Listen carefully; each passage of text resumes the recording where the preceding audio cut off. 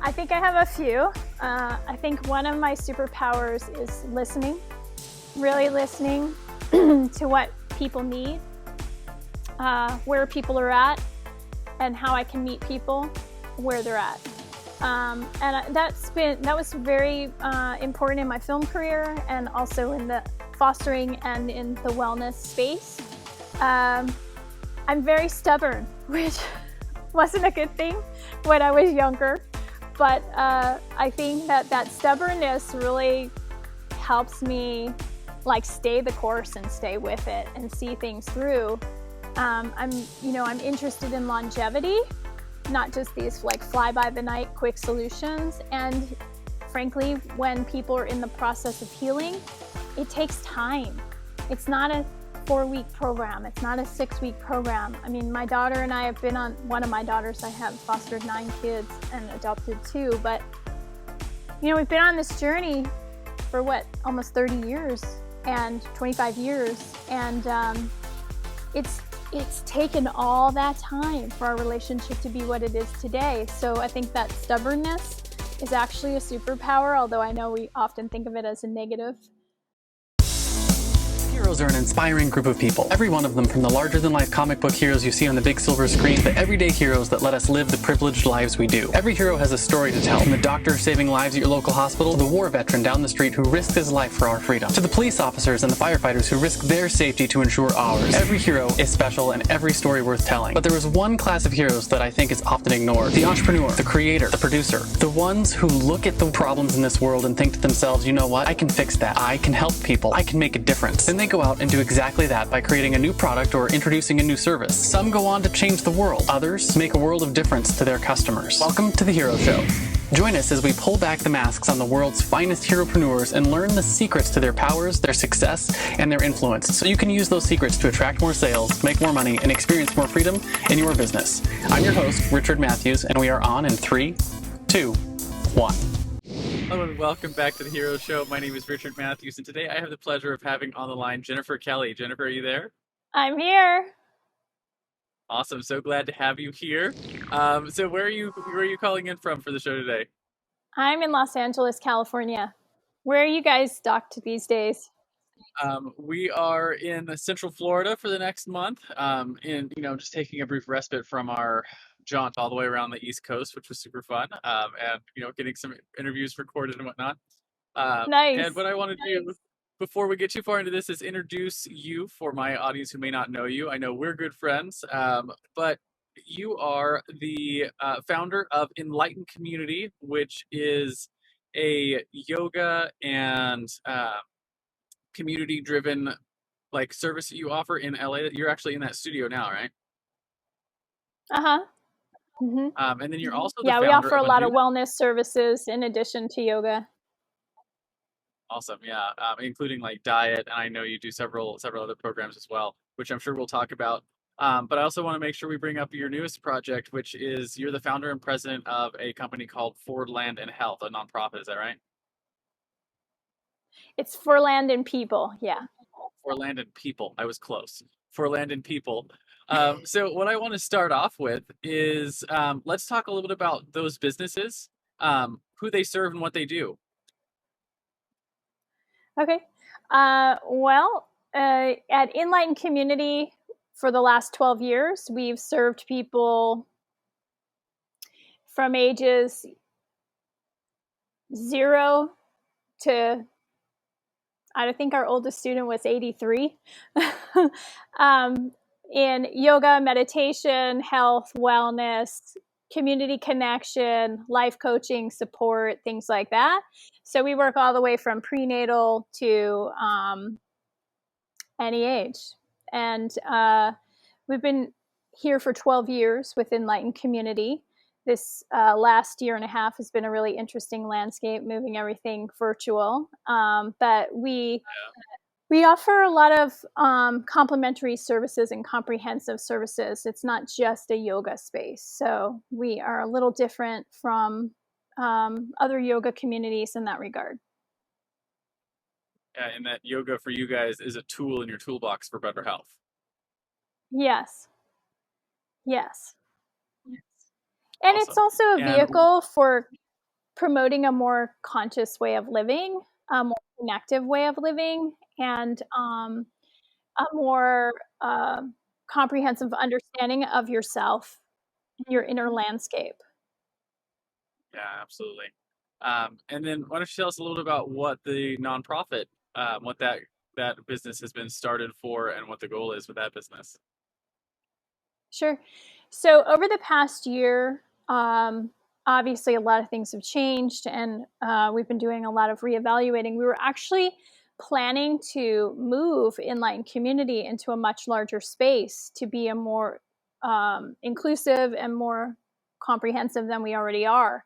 And it was funny, I couldn't really quite find the right space. And so I was feeling a little frustrated. And then something just kept telling me to wait, wait, wait. And so I did. And we basically gave the studio a facelift. And we thought, okay, we'll be here a little bit longer. And did a grand reopening. And 2 weeks later got shut down from COVID. So we thought, okay, I'm really glad I didn't move. I would have been bankrupt by now. Thank you, guides and, inner self for helping me make the decision to not move. But what happened is in the shutdown, I started really contemplating, okay, well, what's the next step? And I started to realize that this vision was bigger than being in a building in a city. And I went actually and volunteered at Molly Englehart's farm, Soa Heart Farm in Fillmore, Fillmore, California. It's a regenerative farm. She's part of the Kiss the Ground movement. And I was pulling peppers in her field, and I just stood up and I was like, oh, this is supposed to be on the land. We need to have people reconnecting to the land. We need to heal with the land, because what's happening in our physical and societal space is mirroring in our ecological space and vice versa. So I realized, oh my gosh, to really make it that comprehensive, complete wellness experience that I've been incubating, it needs to be on the land and not in a building in the city. People are losing access to green space due to development, busy schedules, and, just hustle bustle, busy minds, social He's wrapped in media. plastic, So right? yeah. So that kind of birthed For Land and People. And I've been working with a network of people for the last 10 months on this project. And we're finally getting to the place of bringing it into fruition, which is really exciting. It's it sounds like it's a really natural outgrowth of Enlightened Community and what your vision is for that company, to grow it into a bigger message. So I'm really excited to see what you guys do with that farm, as it grows and what you guys accomplish there. It is. Yeah. It's actually going to be a 3-prong approach. So we will have we're purchasing land in a land trust that will serve the community, and land that we can restore. We're looking at about 44 acres right now. And the Enlightened Community for-profit services, a lot of them will function on that land. And then we started the For Land and People nonprofit so that we could really start to support and service at-risk and aging out foster youth, because LA County has more foster youth than any other state in the United States combined, right? So like we have more foster youth in LA County than the whole state of Texas has. And so, we have a really kind of growing epidemic here of displaced young adults. And so one of our main focuses will be serving that population. It's really cool. So what I want to talk about then is how you got to this place, right? We talk on this show about your origin story, right? Were you born a hero, or were you bit by a radioactive spider that made you want to get into health and human services and really helping move the community forward, essentially? Or did you start in a job and eventually sort of move your way over to this life as an entrepreneur? What was your story? How did you get here? Well, It's interesting. I mean, I I had really young parents. My mom was a very functioning alcoholic, and I think in that I really learned the natural art of caretaking and listening. And that sort of moved into my teen years of, always people on the doorstep, like wanting to talk. And, I'd be up all hours of the night listening to people, talking to people. Um, when I moved to LA, I grew up in New Jersey. So when I moved to LA, I was working in film, and I was introduced to a foster and adoption agency called Hollygrove, and they were looking for volunteers to work on their entertainment committee. And I thought, okay, well, I have all this free time and I'm working entertainment. And so I started volunteering and doing like silent auctions and fundraisers and things like that. And in the course of doing that, they would invite you to events that they were hosting. That was a group, they had a group home for kids. And so I would go to the events and go to the dinners and stuff, and they had a mentorship program. I joined that mentorship program, having no idea where that would take me.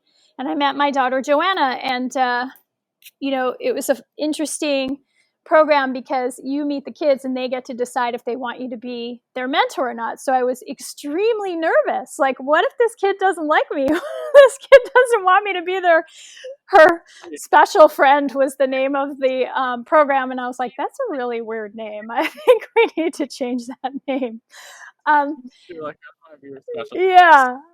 So anyway, I met Joanna, and she was a feisty 9-year-old, very spirited, and we got along really well. And so I mentored her for 4 years, and she was aging out of the group home, and her family was not ready to take her.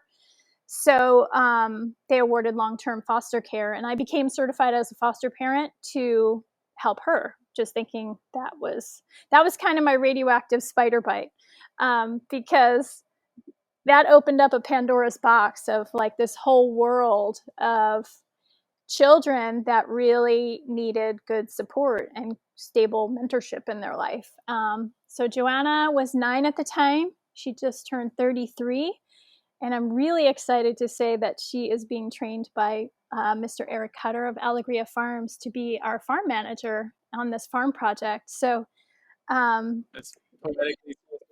so the mentoring really brought me into the fostering, and then I was introduced to yoga and meditation. I was introduced to that when I was pregnant with my oldest son, who's 22 now, and just that combination of things really changed my whole life. And I made my long escape out of film into the wellness world, and I'm now looking to expand that, because fostering one child at a time is really beautiful, but when you look at the need, it's just not fast enough.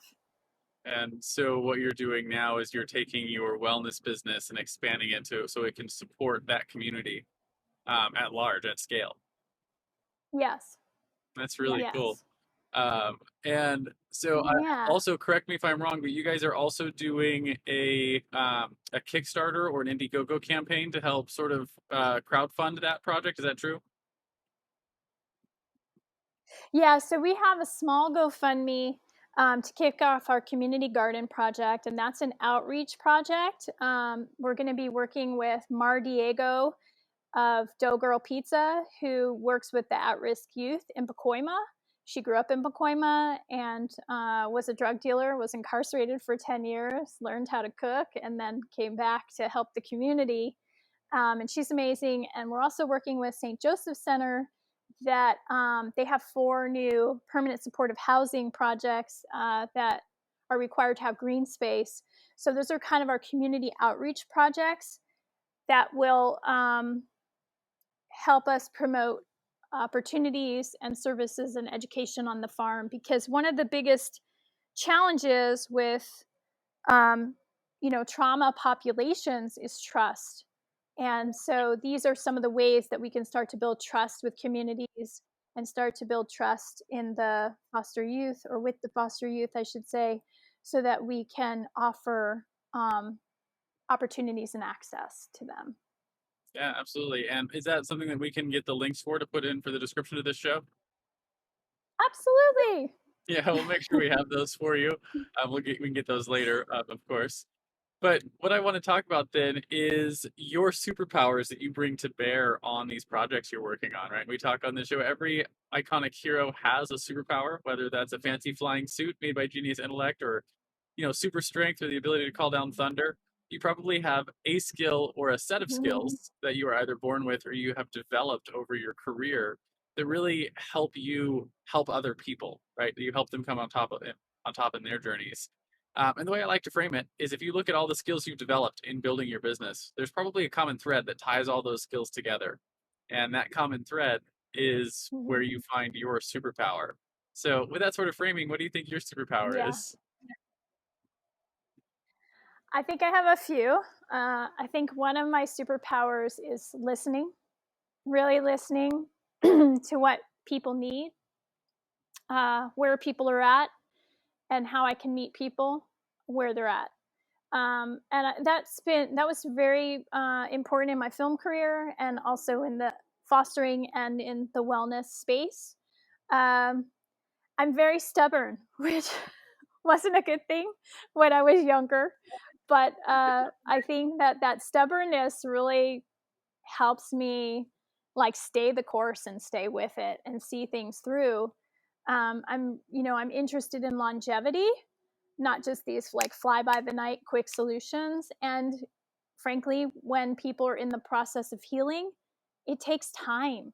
It's not a 4-week program. It's not a 6-week program. I mean, my daughter and I have been on, one of my daughters, I have fostered 9 kids and adopted 2, but we've been on this journey for what, almost 30 years and 25 years. And it's taken all that time for our relationship to be what it is today. So I think that stubbornness is actually a superpower, although I know we often think of it as a negative.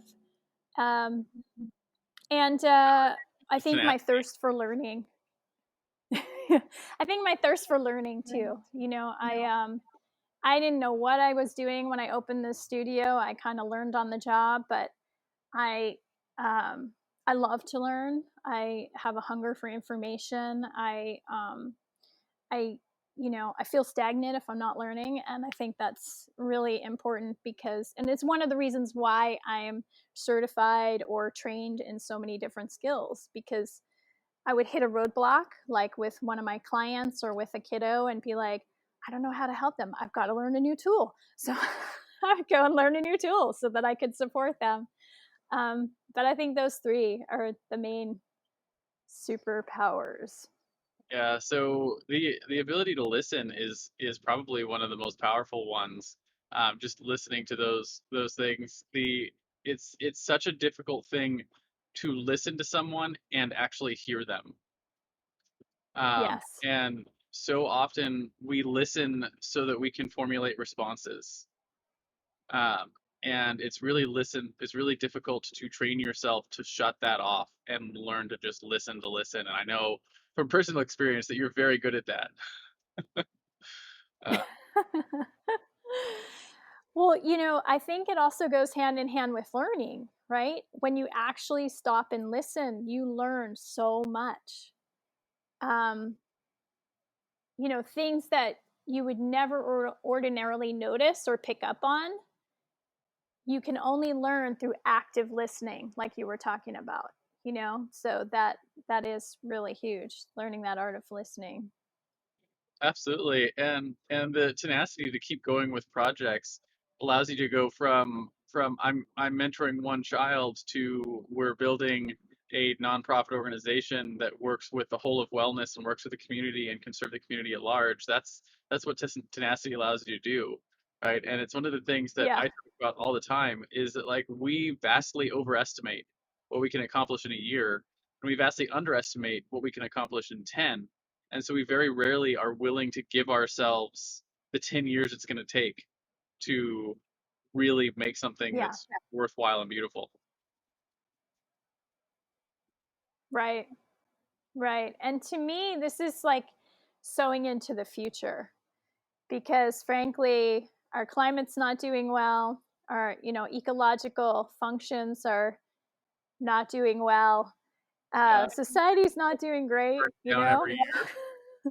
our health and healthcare is not doing great. So the idea is that this is sort of formulating a way forward, a model and a way forward. Yeah, yeah, and it has the potential to be the kind of thing that's replicated all over the world, um, especially as you start to grow. Exactly, Yeah, and that's sort of our long-term vision. Yeah. absolutely. So I want to talk then about the flip side of your superpowers, right? So if your superpowers are that listening and the tenacity and the desire to learn, the fatal flaw is something that you've struggled with, right? Just like Superman has his kryptonite, or Wonder Woman can't remove her bracelets of victory without going mad, it probably is something you struggled with. For me, it was a couple of things. I struggled with perfectionism forever, which means I never actually would release things to the market, which means I was holding myself to no standard at all, because I was, essentially just Right. yeah. I also struggled with self care for a long time, Yeah. which means I didn't have boundaries for my clients. I didn't have boundaries for my time. So I worked all the time and got nothing done and made stress myself out and had problems with those things. I learned to fix that. So I think more important than what the flaw is how have you worked to overcome it so you can continue to grow and continue to push forward with your long term visions. I think there's two flaws. One is patience and one is self-care. And I'm definitely sort of a visionary type person. Like I can see how amazing things can be. I picture these big, projects like the one we're working on right now. And I get a lot of people around me going, "How are you going to do that? That's so much. That's so big." And I'm like, can't you see it? Like it's just gonna happen, I don't know. Sometimes I struggle with the patience of helping myself learn how to articulate it so that people can understand what the vision is, Yeah, so they can and the patience, right, and then the patience to allow people their process and timing to see how big and beautiful things can be, right? And self care, being a mom of 4 boys, having a husband, businesses, that's always been a little tricky, but I figured out some hacks to like make sure that I get my self care in. One, I get up at 5 a.m. every morning while the house is quiet so I can do some breathing and breath work or journaling. I scheduled a free daily morning meditation that anyone can join, by the way. I'll give you those links as well, so that I make sure that I'm meditating every day. And in preparing for my meditation every day, I'm reading something positive, something uplifting, something spiritual, something insightful. So it's helping to keep me balanced. I have very active boys, so I get to exercise with them a lot, and I teach yoga, so that part's good. But and then I figured out some hacks for making sure that I get to eat regularly and get to eat healthy food. So I have my husband helps me with some of my food, and then I have a meal service that helps me with the rest, so that I can stay consistent, I can keep my energy high, and I can bring all these things into fruition. Yeah, I need to find some hacks for the food because I still find myself, like, even though I've been working on this for more than a year, forgetting to eat. Not because I don't like food or because I have any negative relationships with food. It's just that I'm so freaking busy that I'm like, oh, it's already I 2 o'clock in the know. afternoon and I haven't eaten breakfast or lunch. Uh, I know. That was me. And then I'm like, why am I crashing? And I still have 4 clients to go? So those are kind of non-negotiable for me now, but I will tell you that I really love, shameless plug, the Daily Harvest. I'm not affiliated with them, by the way, so I don't get any bonus on this, but I love the Daily Harvest food delivery service. And that one really works for me, but I have a list of services that I yeah, have also introduced other clients to. useful for those of us who are busy and have that struggle with the self-care aspects. And one of the things that I just wanted to point out is as a mom, I know it's more difficult, I think, for moms and self-care than it is for dads and men. Just as a general rule. And one of the reasons is because like we ran a supplement company for a number of years. And the thing that always struck me is our women's multivitamins. We had like men's, women's, teens, kids, prenatal, like we had a whole line. The women's Yeah. multivitamin sold the worst. but our best-selling one was the prenatal vitamin, right? And so it just Right. shows that women are pre-wired Right. to take care of everyone else, and as soon as they got a baby inside, then they're going to take care of Yep. themselves. So Right, because you're taking care of someone else. yeah, taking care of someone else.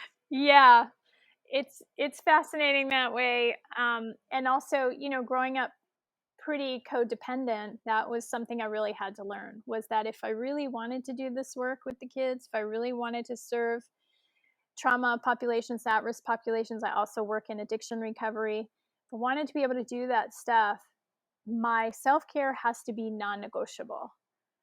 So there are things that I'll schedule in, like a doctor's appointment, that I can't miss. And it's just non negotiable, because without it, I cannot have the reserves, the energy, the attention span, the compassionate space that I need to really be present with people. Yeah, absolutely. So it helps you stay at your highest and best. And I find it interesting because Mm-hmm. you're in interpersonal space, like working with people one on one or in smaller groups, stuff like that, where if you're not there, it's really obvious. And a lot of entrepreneurs struggle because it's just Yeah. them and their computer. And so if they're not showing up and being present, they may not see it, Yeah. or it's hard to see.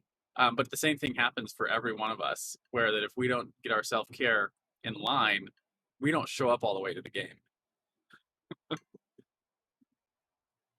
It's true. And there's it's interesting. So I study Kundalini yoga, and in that space, there's a phenomenon, not a phenomenon. They said it would be like the epidemic of the 21st century, right? It's called cold depression. And so it's not the kind of depression where you're sad, you can't get out of bed, you can't get up, it's this sort of low grade depression that causes almost like numbness. And I see this in a lot of entrepreneurs. I actually do a couple corporate yoga classes a month, where it's like, yeah, they're making money and business is going fine, but there's like an emptiness, there's like almost like a missing vibrancy, you know what I mean? And it's kind of like uh, elusive in a sense, because it seems like everything's fine, but there's just sort of something missing. And I think that a lot of times sitting on a computer all day, working in tech, or sending lots of emails and everything, yes, it's productive, yes, you get a lot done, yes, it is the wave of the future in business, and it's also kind of alienating and like isolating, you know what I mean? And so I think we're really missing that interpersonal connection, especially in this COVID space, where people have been sequestering or what have you, and most businesses have moved online.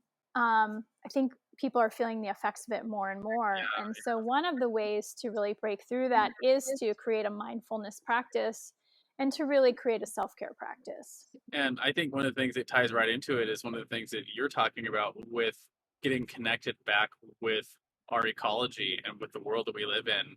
And, for lack of a better phrase, to get the dirt between your toes, right? Because we live in such a Yeah.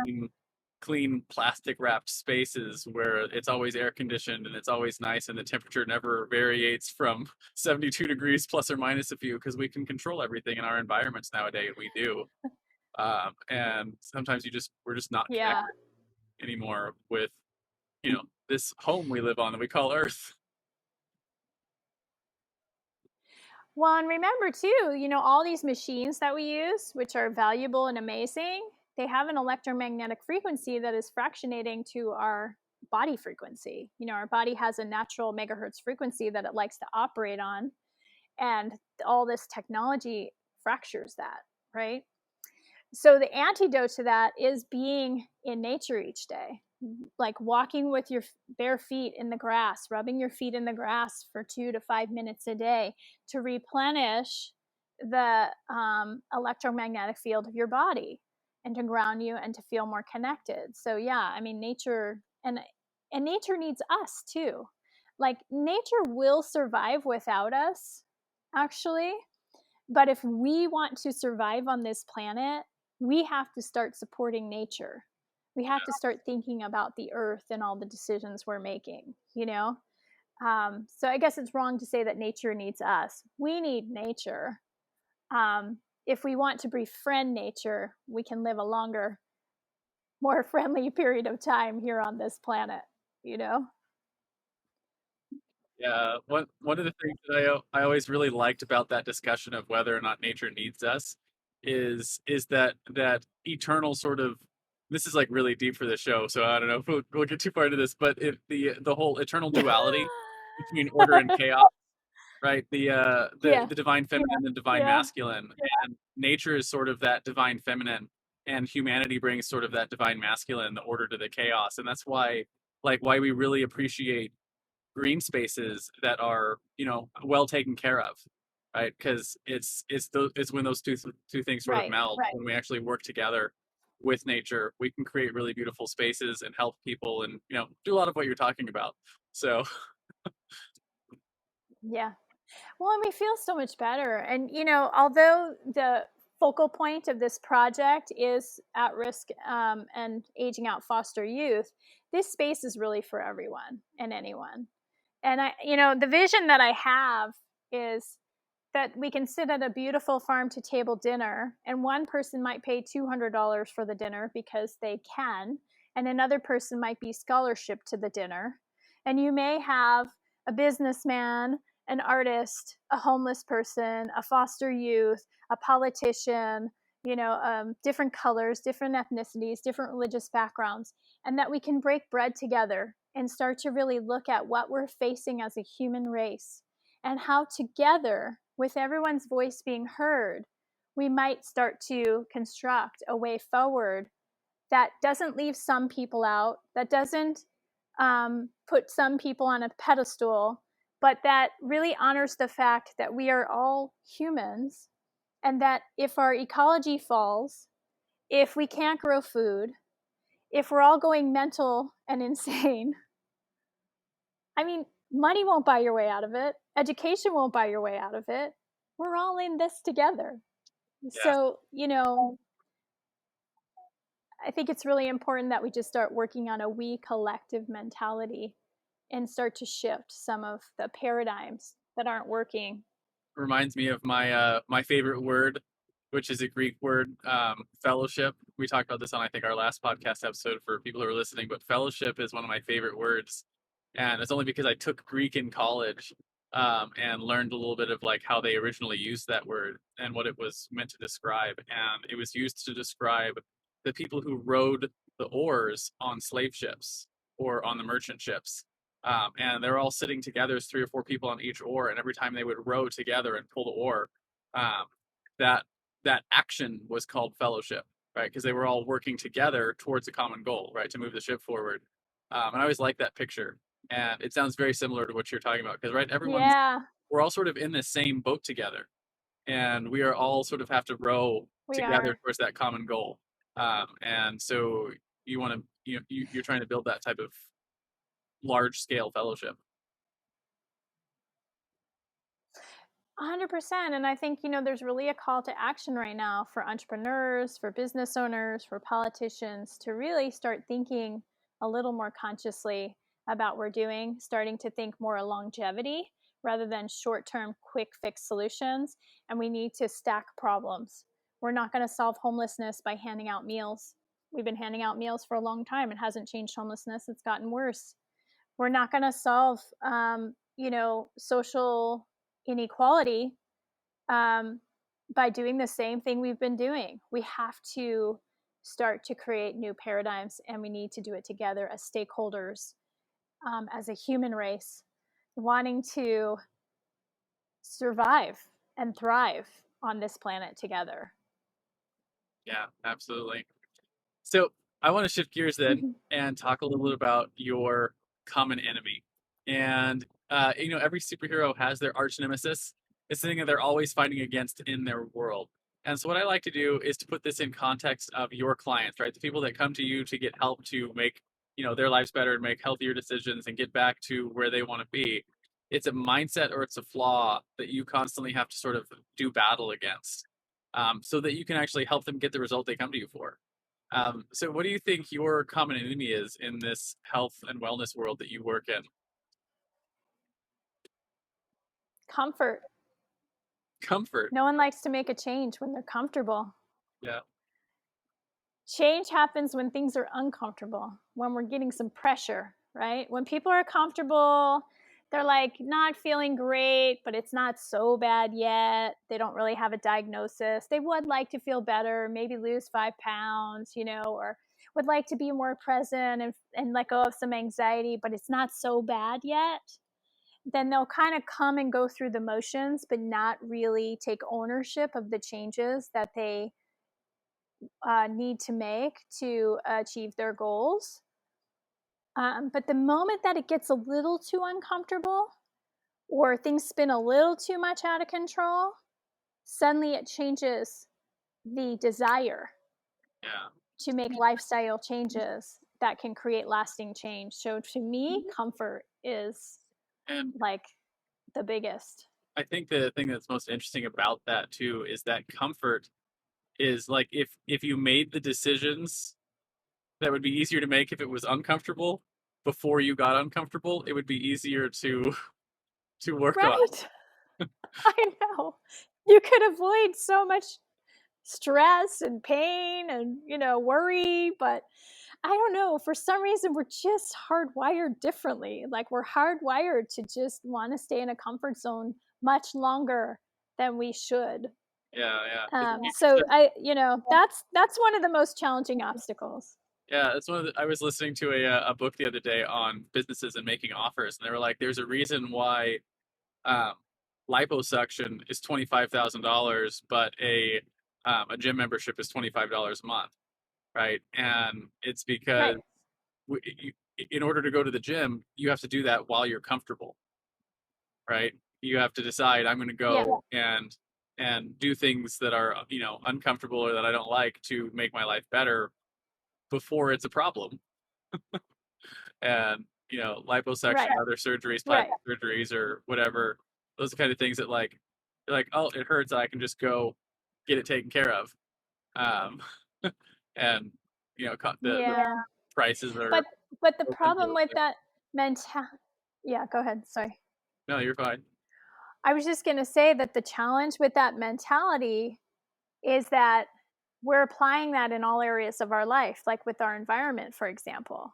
Yeah, Like we're just waiting for some magic bullet to come and fix the air and fix the rain issue here in Southern California and the fire issue and the flooding issues, right?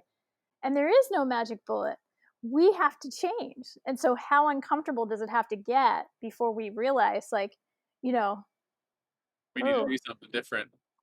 maybe we can't just, yeah, we really need to do something different because, coal doesn't last forever, oil doesn't last forever, you know, uh, the ice caps, it's going to be hard to recoup them. You know what I mean? Like, I don't know. We'll see. But I will say the younger generation is much more aware, Yeah, much more concerned about it.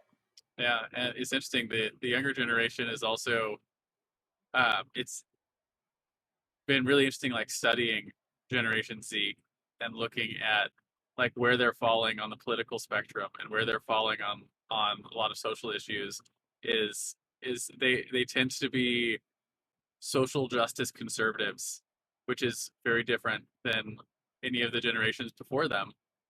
So, anyways, I personally think our kids are going to change the world, Hmm. hopefully for the better.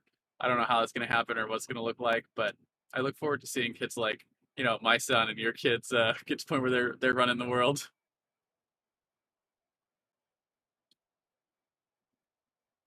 I know, I know. But I think that also starts with the input we're giving them right now, Yeah, and that, absolutely. that input is really important. And we have, some families are doing that, but there are a lot of kids with no access to um, good information or alternatives or access to um, being inspired to believe that life can be different than it is, more, or that life can expand beyond what they thought it could be. Yeah, yeah. and learning things like I know one of the things that you've talked to me about is things like having a battle ready immune system, right? And knowing that like that takes Right, effort, right? And so, less worried about things like global pandemics than people who are unhealthy, right? And we've seen in this pandemic right, that we're in that the people who are not healthy, who don't have battle ready immune systems, are the ones that are affected the most harshly by these right, diseases. Uh, so right, it's learning how to teach right. more people And how to do that. in the the constant debate about masks, no masks, vaccines, no vaccines, and all these political or politicized narratives, we're missing a huge narrative about how important it is to take ownership of your body and your health, how important it is what you eat, how important it is your mental state, how important it is that you're getting enough sleep, how important it is that you're spending time in nature, because all of those things create a battle ready immune system. If you create a battle ready immune system, I'm not saying you're never going to get sick, but your body will be able to handle what comes your way. And it takes a lot of the fear out and the worry, Yeah, and we and make that's a better much decisions when we're not it's a much operating better in fear. discussion to be having, I think. And not enough people are having that discussion. We're too busy arguing about whether or not we should wear a mask or whether or not we should get the jab, instead of why aren't we teaching Well, and everyone how to here's be the healthy? truth,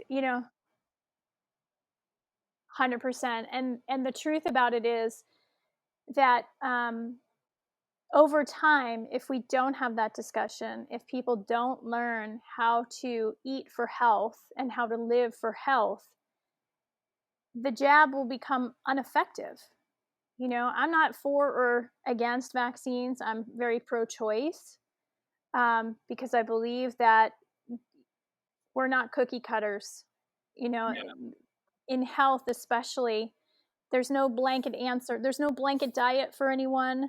There's no blanket healthcare that works for all people. We have all different kinds of things going on in our bodies, and what might be right for one person is not necessarily right for another. But something that is universal is the way that we feed ourselves makes a big difference in how we look, how we feel, and how our immune system protects us against anything going on around us. So, that's the conversation I'd like to see happening a lot more.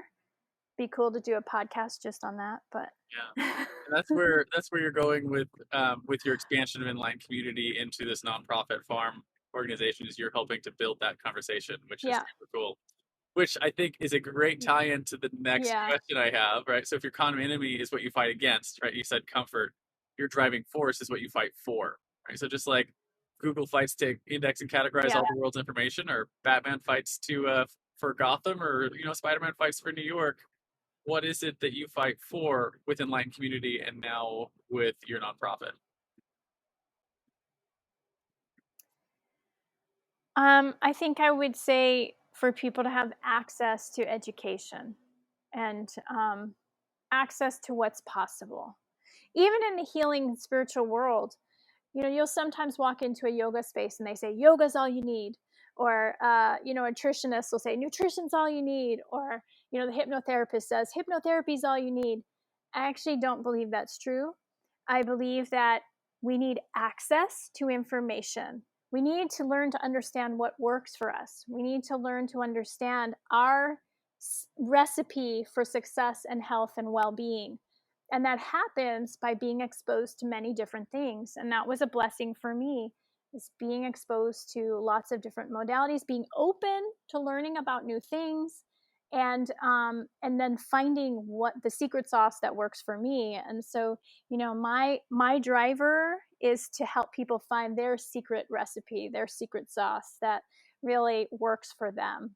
I think my favorite part about just that mentality that you have is it's not prescriptive, right? It's accessible. And what I Mm-mm. mean is you're not saying, hey, this is what you should be doing and what the community should be doing. You're saying, let's give the community access, give people access to the information, and let them choose to be their best selves or not, right?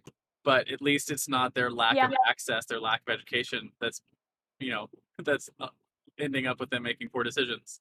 right? If they're making poor decisions after they know, right? And Correct. it's one of those things like you and I both know that when people know better, they tend to do better, right? And I think That's true. the more knowing we can get out, the more knowledge we can get out for people, the better that we're all going to do. Mm-hmm. Exactly. 100%. Yeah, Yeah. So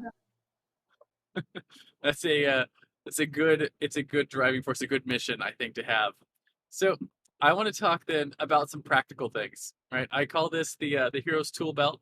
And you know, just like every superhero has their fancy gadgets like batarangs or web slingers or a magical hammer they can spin around and fly with, right? You have some tools in your business that help you do what you do, right? That, you know, make your job easier. And I want to know what your top one or two tools that you couldn't live without are. Could be anything. Could be your calendar. Could be something you use for marketing. Could be something you use for product delivery. Could be something you use for meditation or something like that. Something that helps you get your job done every day. Practical tool. I love the superhero analogy because when my kids were little and when I taught lots of yoga, kids yoga camps and kids yoga and stuff, um, Star Wars was so big, right? And I used to tell them meditation is like your Jedi mind control, so meditation is one key that I cannot live without. But in terms of technical things, I mean, my Google Calendar, I also could not live without because it's very easy for me to get caught up in serving people and forget what the heck I have to do next. So that Google Calendar is a staple. My team uses Asana, and the Asana, it really is helping us improve our workflow and improve communication. And communication is so important and valuable for, I mean, a myriad of reasons, right? Yeah. So I would say that those are really key. I mean, I hate to say it, but this crazy little iPhone, keeps me connected throughout the day. It's a lifeline. I don't know what I would do without it. But overall, I fought against technology for a long time. I'm not a big fan of it. I really like one-on-one and personal interaction, but I had to really let go of that and realize that if I want to grow this big dream, if I want to grow the community, I have to really embrace it. And I guess the Zoom, I mean, we can't live without Zoom these days. So So I actually want to talk a little bit about Zoom is helping us bring worlds together. that is true. Zoom and places like this, the Zencaster and other services that are popping up. But I want to talk a little bit about the meditation you mentioned. And the reason is because I think you might have some fascinating thoughts on this.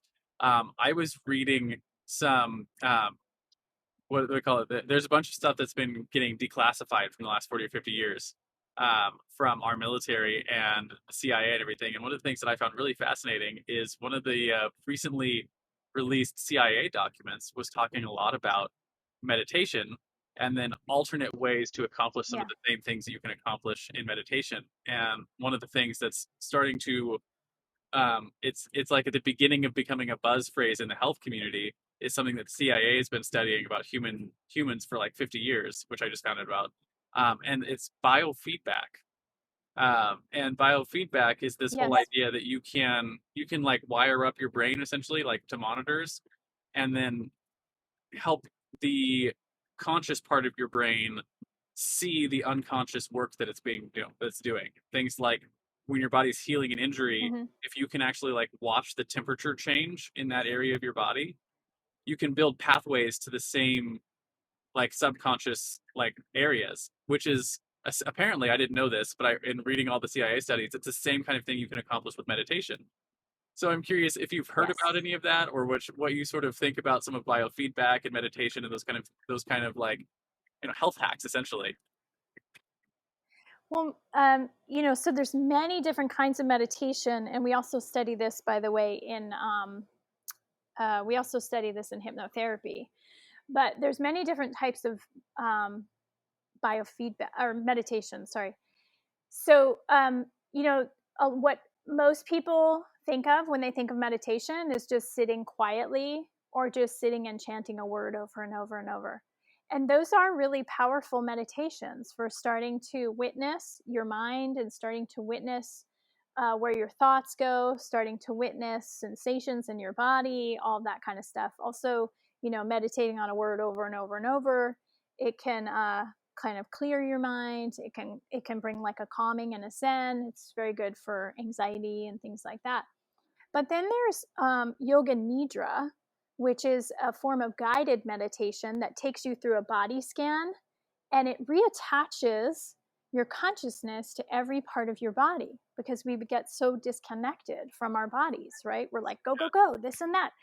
You have a bruise and you don't even know where you got the bruise, right? You don't remember hitting anything. You don't remember what happened. So Yoga Nidra in the body scan, it goes back and reconnects you to all the different parts of your body. And then there's a practice called opposites. And the opposite is holding sensations or feelings of emotion, and then holding the opposite at the same time, which opens up our consciousness to have more, what's the word I want to use? It expands us, but it also gives us the emotional stability to hold space for duality, to hold space for the yin yang brain and the way our emotions can change on a dime sometimes. Yeah, and then of course there are certain meditations where you can just go to a body area or body part and you can really work on it for healing purposes. And then Reiki also works in alignment with that as well. So there are so many different forms of meditation. There are active meditations, there are silent and still meditations. So it's a misnomer. People will say, I can't meditate, I can't sit still. I say, okay, well then do a walking meditation. And I give them a walking meditation and they're like, that's a game changer. I could do that, But what it does, what meditation does, is it repairs the frontal lobe, which gives us more control of our emotions, impulse control. And it does awaken the consciousness, and it allows us to start to see the underpinnings, the underlying beliefs or thoughts or agreements we've made about the way life should be or has to be. It brings those and bubbles them to the surface so that we can now have a choice about the way we want life to be. Yeah. So it's a gateway and a door opener. It's a way to process feelings and emotions. It's really an invaluable tool. I think the ironic part about what you just said is the first thing that they have to do is get out of their head what they've already decided meditation is, so that they can actually experience it for real, right? And my understanding, the more I learn about it, is meditation, biofeedback, hypnotherapy, a lot of those things are about learning to connect your conscious self with your subconscious self, and building those pathways so you can access more of what you're capable of. Yeah, exactly. Yeah. Awesome. So I would say that's a cornerstone. That's a great tool. We got a little deep into that one too, which is not a problem. But And now, a quick word from our show's sponsor. Hey there, fellow podcaster. Having a weekly audio and video show on all the major online networks that builds your brand, creates fame, and drives sales for your business doesn't have to be hard. I know it feels that way because you've tried managing your show internally and realize how resource intensive it can be. You felt the pain of pouring 8 to 10 hours of work into just getting 1 hour of content published and promoted all over the place. You see the drain on your resources, but you do it anyways because you know how powerful it is. Heck, you've probably even tried some of those automated solutions and ended up with stuff that makes your brand look cheesy and cheap. That's not helping grow your business. Don't give up though. The struggle ends now. Introducing Push Button Podcasts, a done-for-you service that will help you get your show out every single week without you lifting a finger after you've pushed that stop record button. We handle everything else: uploading, editing, transcribing, writing, research, graphics, publication, and promotion, all done by real humans who know, understand, and care about your brand almost as much as you do. Empowered by our own proprietary technology, our team will let you get back to doing what you love while we handle the rest. Check us out at pushbuttonpodcast.com/hero for 10% off the lifetime of your service with us, and see the power of having an audio and video podcast growing and driving micro celebrity status and business in your niche without you having to lift more than a finger to push that stop record button. Again, that's pushbuttonpodcast.com/hero. See you there. And now, back to the Hero Show. My next question for you, and we're getting near the end here, is about your own personal heroes, right? And so, just like every hero has their mentor, like Frodo had Gandalf, or Luke had Obi-Wan Kenobi, or Robert Kiyosaki had his rich dad, or even Spider-Man had his Uncle Ben. I want to know, who were some of your heroes, right? Were they real-life mentors? Were they peers who may be a couple years ahead of you? Speakers, authors, or, and how important were they to what you've accomplished so far? Or are they? Wow. I think I've had so many. I've been really fortunate. Mother Teresa's always been a hero of mine. I don't know her personally, but just the work of the life of service, that's always been really powerful for me. But in terms of real life mentors and teachers, my mother has been a big one. My mom's been in sobriety for 30 something years. And that whole process of her moving into sobriety and me starting to learn and understand about codependency and all that has been a huge transformative experience. I also had an ex-fiance whose mother was a phenomenal mentor to me, and she really opened up my eyes to this alternative world of healing and nutrition and all of that. And then, of course, when I was birthing my midwives and my first yoga teacher, they really changed the trajectory of my life, because they planted seeds that then grew over time as I was raising my son.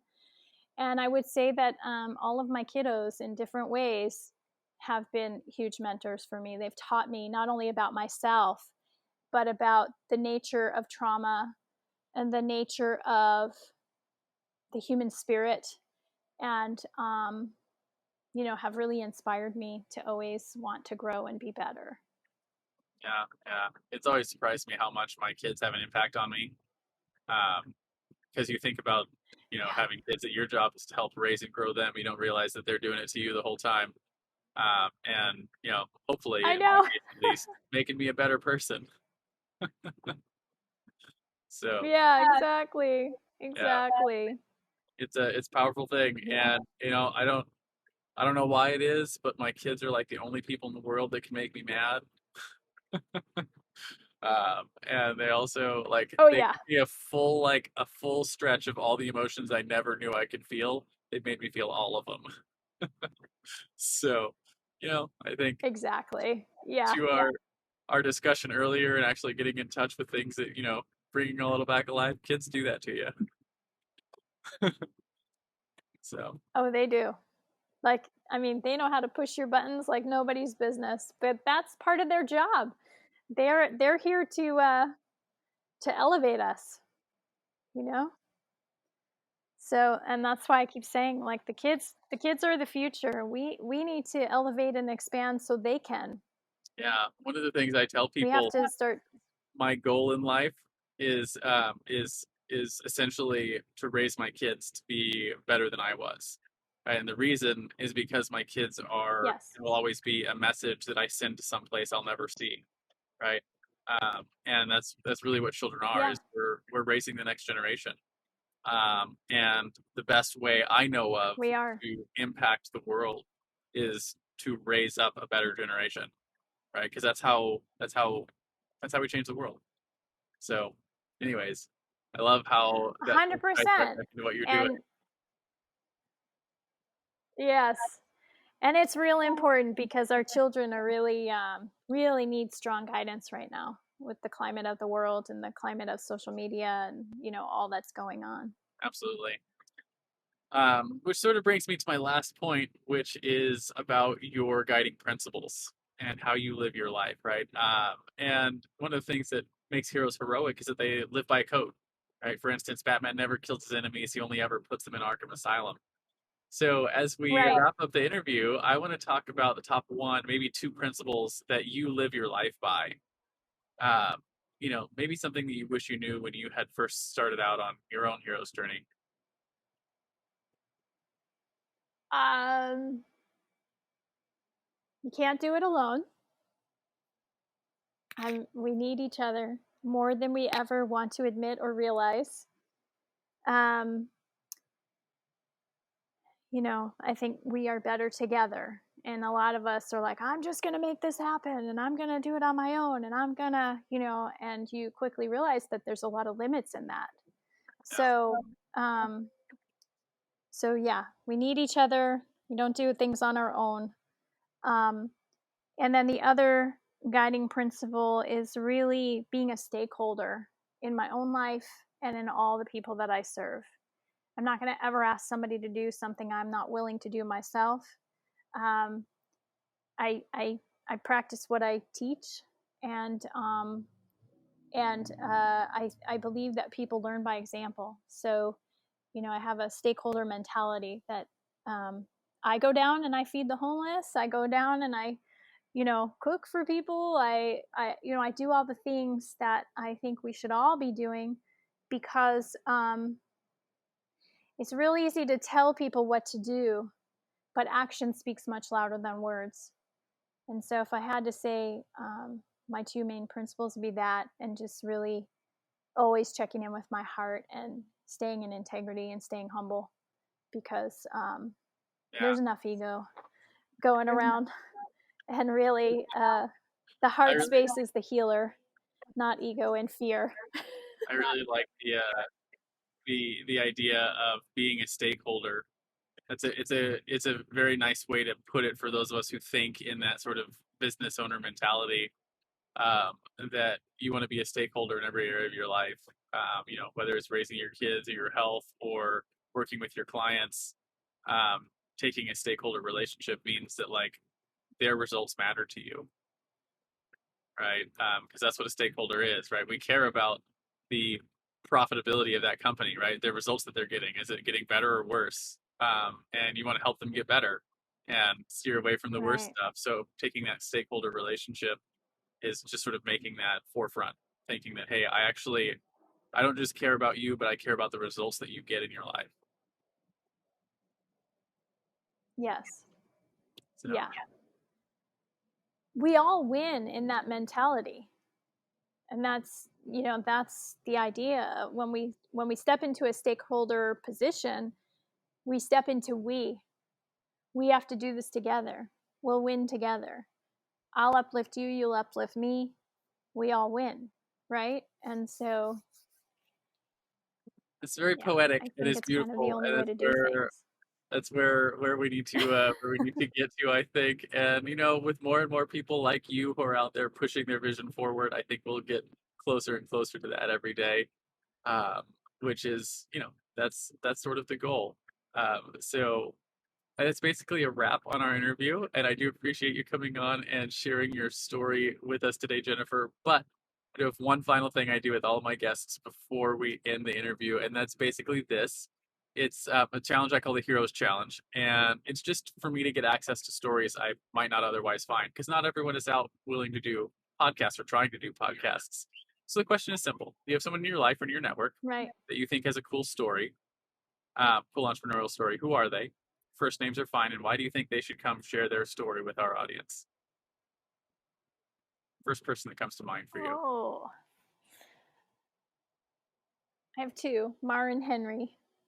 Um, well, Mar's quite amazing. She's the one that owns Dough Girl Pizza and is working with the at-risk youth in Pacoima. And Henry is a tech entrepreneur who has been walking this journey of the farm with me. He's a co-founder. He's been guiding me through this whole process, and he is a beautiful mix of business and really striving to open his heart and really see the world through that lens. So Yeah, I think they both would be great. Awesome. Well, we'll reach out later, see if we can get introductions to them, maybe invite them onto the show. But in comic books, there is Okay. always the crowd of people at the end who are cheering and clapping for the acts of heroism. So, our analogous to that on this show is, where can people find you if they want to learn about the programs you have within Light Community, or maybe be a part of your nonprofit? Where can they find you? Where can they go to be a part? Where can they light up the bat signal, so to speak, and say, "Hey, Jennifer, I'd like to be a part of your world"? Great. So in Lighten Community, it's inlightencommunity.com is where all our health and wellness services are. And then the nonprofit farm work is at forlandandpeople.org. And you can listen to our town hall meeting that we did on this project, and also access the GoFundMe link from there.